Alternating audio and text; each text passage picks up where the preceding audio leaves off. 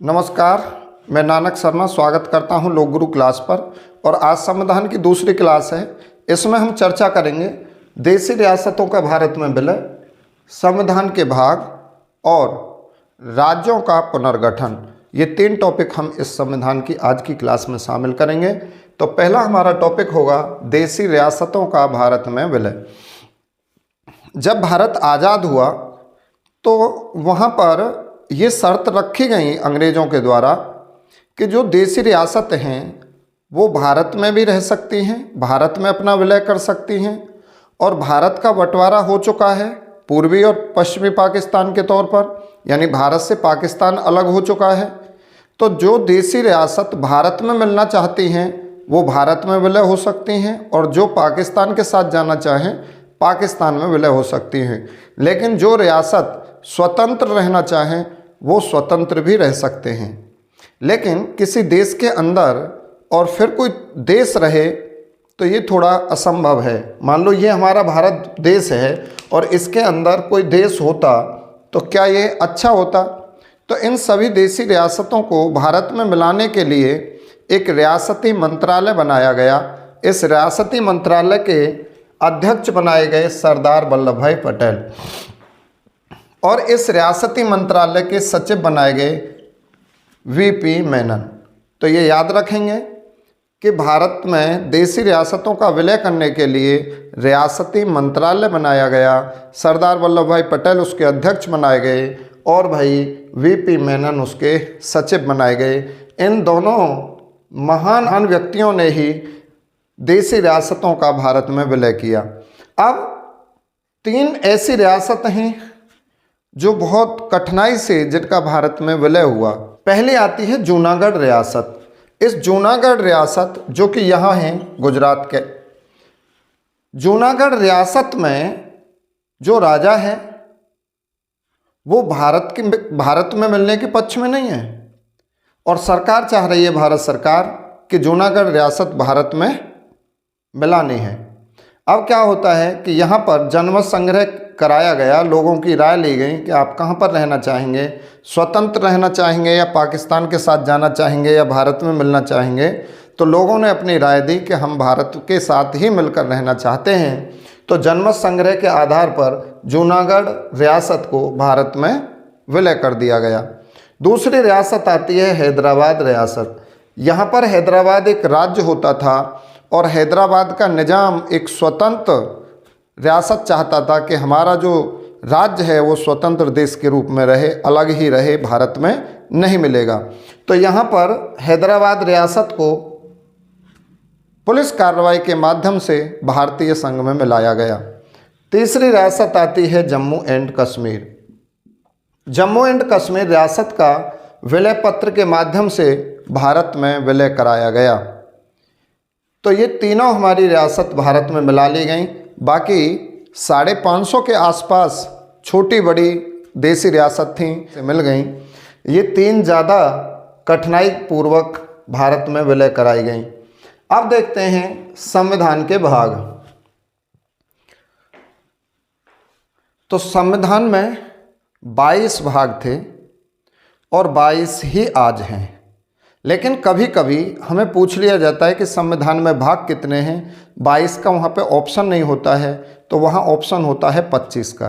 तो किन परिस्थितियों में हमें 22 और 25 आंसर देना है और किस आधार पर 22 और 25 संविधान के भाग हैं, आज इसी बात पर चर्चा होगी। ज़्यादा रखने वाली यह चीज़ है नहीं। आप देखकर ये ना सोचें कि कौन इसे रटेगा। तो सबसे पहले हम देखेंगे कि मूल संविधान में 22 भाग थे, आज भी 22 भाग हैं। लेकिन यहाँ पर जैसे आप देख रहे हैं भाग 4 के, तो ये मूल संविधान में 4 के नहीं था, बाद में जोड़ा है। तो इस तरह से एक ये बढ़ गया।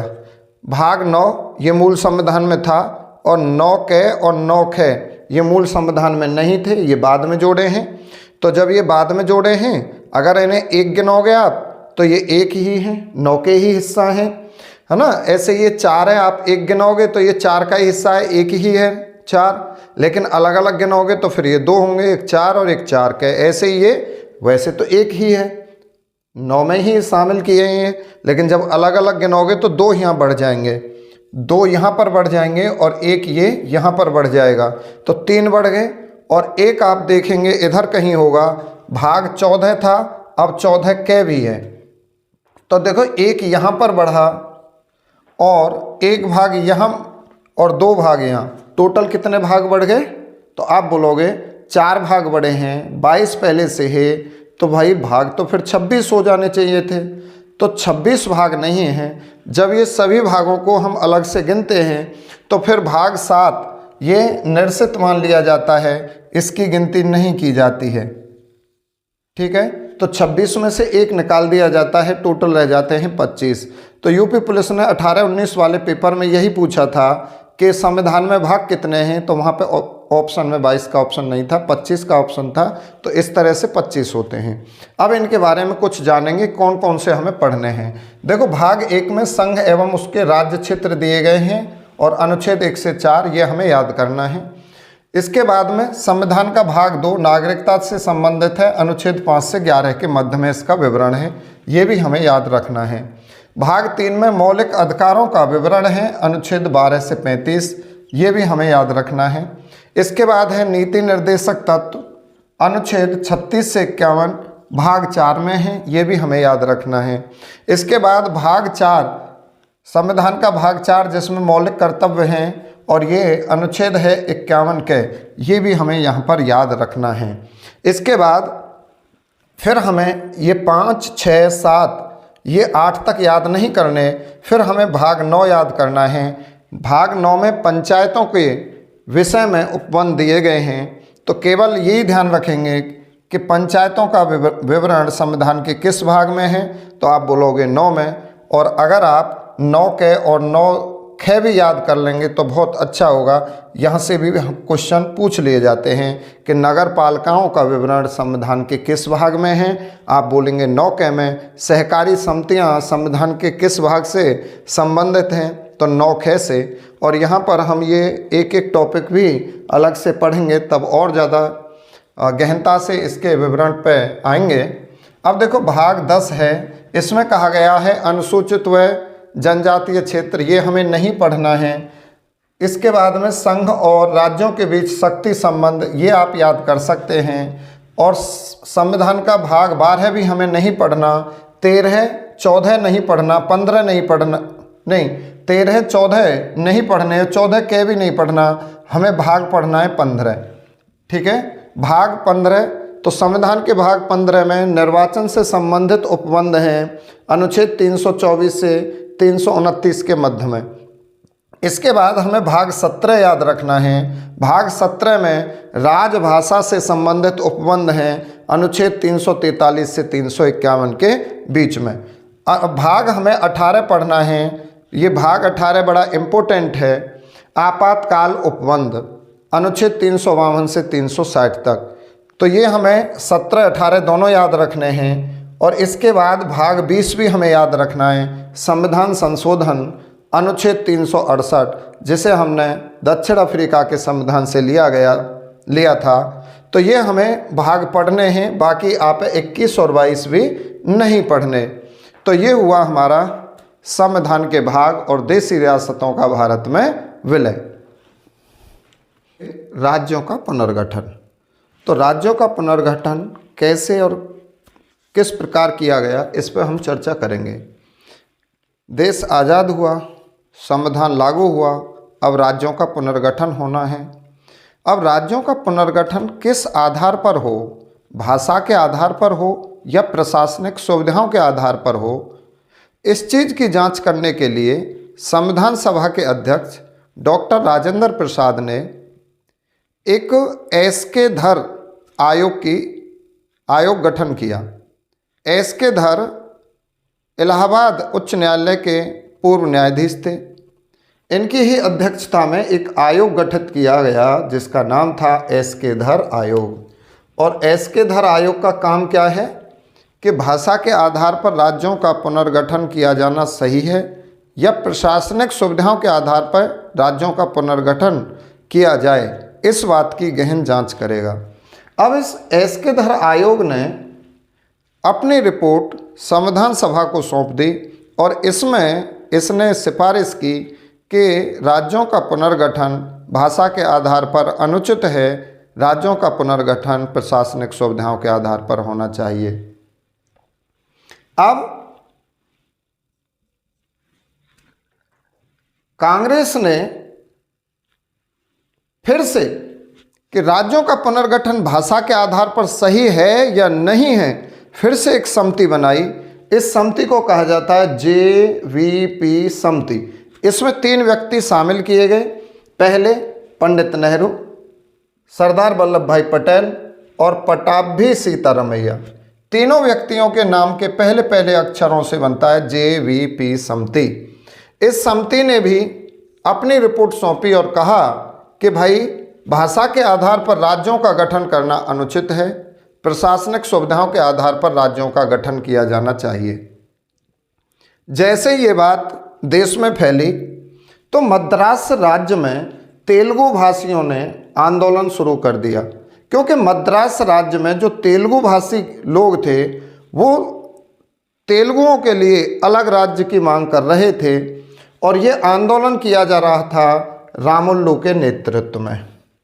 रामुल्लू के नेतृत्व में आंदोलन चल रहा है और रामुल्लू 58 दिन आमरण अनशन पर बैठे रहे और 58 दिन बाद इनकी हो जाती है मृत्यु। तो दबाव बना भारत के प्रधानमंत्री जवाहरलाल नेहरू पर और भाषा के आधार पर 1 अक्टूबर 1953 को आंध्र प्रदेश राज्य का गठन हुआ। ये क्वेश्चन बहुत इम्पोर्टेंट है, पूछ लेगा कि स्वतंत्र भारत में भाषा के आधार पर सर्वप्रथम किस राज्य का गठन हुआ? आप बोलोगे आंध्र प्रदेश का। तो 1 अक्टूबर 1953 में आंध्र प्रदेश राज्य का गठन हुआ। इसके बाद राज्य पुनर्गठन आयोग का गठन किया गया 1953 में। राज्य पुनर्गठन अधिनियम पास हुआ जुलाई 1956 में। ये भी बात ध्यान रखेंगे, राज्य पुनर्गठन अधिनियम पास हुआ कब? 1956 में। और राज्य पुनर्गठन आयोग का जो गठन हुआ वो 1953 में हुआ। और राज्य पुनर्गठन आयोग के जो अध्यक्ष बनाए गए थे वो थे फजल अली। अब देखो, इस राज्य पुनर्गठन अधिनियम 1956 के अनुसार भारत में 14 राज्य और 6 केंद्र शासित प्रदेश थे। इसके बाद 1961 में गोवा, दमन व दीप को पुर्तगालियों से मुक्त करा लिया गया। ये तीनों जो हमारे जगह हैं ये पुर्तगालियों के अधीन थी, पुर्तगालियों का इन पर अधिकार था। तो 1961 में ये भी हमने पुर्तगालियों से आज़ाद करा लिए। आप यहाँ पे एक क्वेश्चन बताना है कि पुर्तगाल की राजधानी है लिस्बन और पुर्तगाल से आया था वास्को डिगामा, ठीक है। और ये कब आया था? तो आप बोलोगे 1498 में आया था। बताना आपको ये है कि जब 1498 में वास्को डिगामा भारत आया उस समय दिल्ली सल्तनत में शासक कौन था? ठीक है, चल। और 2018-19 के पेपर में यहाँ से एक क्वेश्चन और आया है कि संयुक्त राष्ट्र संघ के महासचिव एंटोनियो गुतेरेस निम्न में से किस देश के पूर्व प्रधानमंत्री हैं? तो वो एंटोनियो गुतेरेस पुर्तगाल के ही पूर्व प्रधानमंत्री रहे हैं, जो संयुक्त राष्ट्र संघ के वर्तमान में भी क्या हैं? महासचिव हैं। अब देखो, राज्यों का पुनर्गठन कुछ हमें इनमें से पढ़ने हैं तो बहुत सारे, लेकिन हमें परीक्षा की दृष्टि से कुछ ही पढ़ने हैं। सबसे पहले किस राज्य का गठन हुआ? आप याद करेंगे, आंध्र प्रदेश राज्य का गठन हुआ। और आंध्र प्रदेश राज्य का गठन कब हुआ है? तो 1 अक्टूबर 1953 में हुआ है। सबसे इम्पोर्टेंट यही पॉइंट है यहाँ पे। महाराष्ट्र और गुजरात ये दोनों 1 मई 1960 में अलग अलग कर दिए गए। इसके बाद SSC इसको बहुत ज़्यादा पूछती है।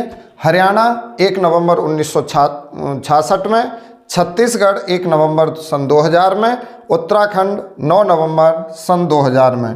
उत्तराखंड पर विशेष ध्यान देंगे। उत्तराखंड राज्य, यहाँ से क्वेश्चन यूपी पुलिस ने पूछा है कि उत्तराखंड राज्य किस प्रदेश से अलग किया गया?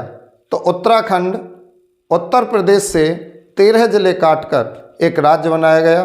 पहले इसका नाम शुरुआत में उत्तरांचल था और बाद में उत्तराखंड कर दिया गया।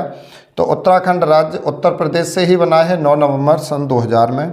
झारखंड भी 15 नवंबर 2000 में अस्तित्व में आया है और अंत में तेलंगाना राज्य का गठन हुआ है 2 जून 2014 को।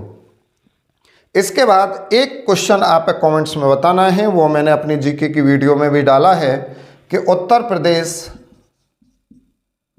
का पुनर्गठन कब हुआ। उत्तर प्रदेश का पुनर्गठन कब हुआ ये आप कमेंट्स में बताएंगे। और एक परीक्षा की दृष्टि से ये भी जरूरी है कि जम्मू कश्मीर JNK का मतलब जम्मू कश्मीर पुनर्गठन अधिनियम कब पास हुआ, तो आप बोलोगे 9 अगस्त सन 2019 में। इस जम्मू कश्मीर पुनर्गठन अधिनियम 2019 के तहत जो हमारा जम्मू कश्मीर राज्य था, ये पूर्ण राज्य था, ये 2 अलग राज्यों में, केंद्र शासित राज्यों में विभाजित कर दिया। तो अब जम्मू कश्मीर राज्य न रहकर 2 केंद्र शासित प्रदेश बना दिए, लद्दाख और जम्मू कश्मीर। ठीक है, तो ये क्वेश्चन भी अहम है पेपर की दृष्टि से। तो आगे मिलते हैं नेक्स्ट वीडियो में, तब तक के लिए नमस्कार, जय हिंद, जय भारत।